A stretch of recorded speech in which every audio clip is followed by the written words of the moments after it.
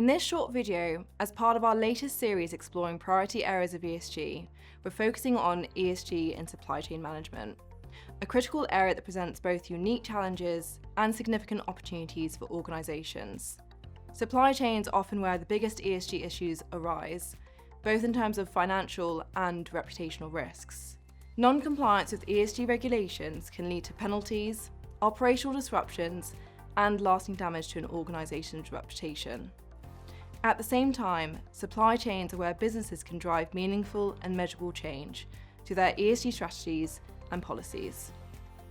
So what are the legal frameworks shaping ESG in supply chains? In the UK, there's a patchwork of regulatory regimes that impose mandatory ESG disclosures and reporting obligations.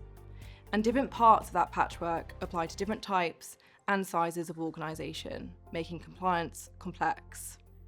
To help clients navigate this, we've developed an interactive tool that identifies the relevant reporting regimes based on your organisation's profile.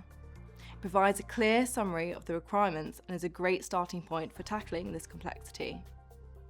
An important aspect of the UK reporting framework is disclosures aligned with the recommendations of the TCFD.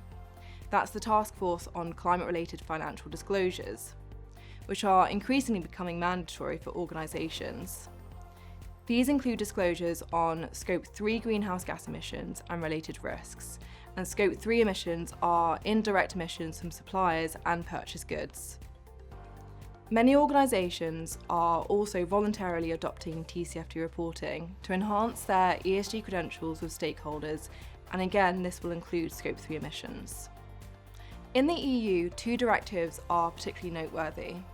The Corporate Sustainability Reporting Directive, CSRD, which expands ESG disclosure obligations on large EU companies, their non-EU subsidiaries, and non-EU businesses with significant operations.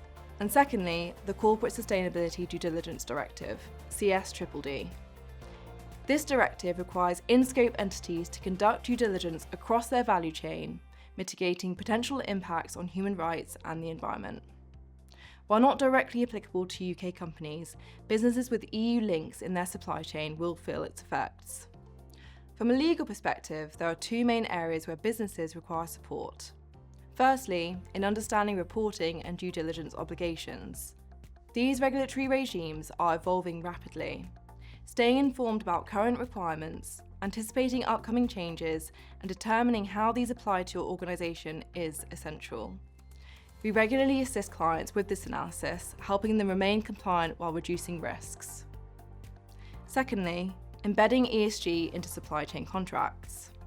A practical way to address ESG is by incorporating ESG clauses into procurement processes and supply chain contracts. For instance, we've worked with clients to embed ESG requirements into their template contracts. These clauses ensure the transparency needed for regulatory reporting, promote ESG positive practices throughout the supply chain, and drive behavioural change by balancing obligations with flexibility to accommodate suppliers at different points in their ESG journey. This work ensures that organisations can comply with reporting obligations while fostering long-term change within their supply chains. So what does this mean for your business? Here are three key takeaways. First, regulatory compliance is critical. It is essential to understand and navigate the evolving ESG regulations and ensure your organisation is prepared to meet reporting and due diligence obligations, particularly in relation to supply chain management. Second, contracts can drive a reduction in ESG impact. There's an opportunity to use supply chain agreements to embed ESG principles, ensuring compliance with legal requirements while promoting sustainable and ethical practices. Well-drafted contracts can facilitate transparency, information sharing, and positive behavioural change across your supply chain. Third, collaboration is essential. It's important to work closely with suppliers and stakeholders to address varying levels of ESG maturity. Supporting suppliers through clear requirements and guidance helps mitigate risks and unlocks opportunities for meaningful and measurable change. To conclude, supply chain management is a tangible area where businesses can take action to drive their ESG agenda forward. While it presents compliance challenges, it also offers opportunities to make a real impact. By integrating ESG principles into your contracts and regulatory strategies, you can manage risks, ensure compliance, and create lasting value for your organisation and its stakeholders.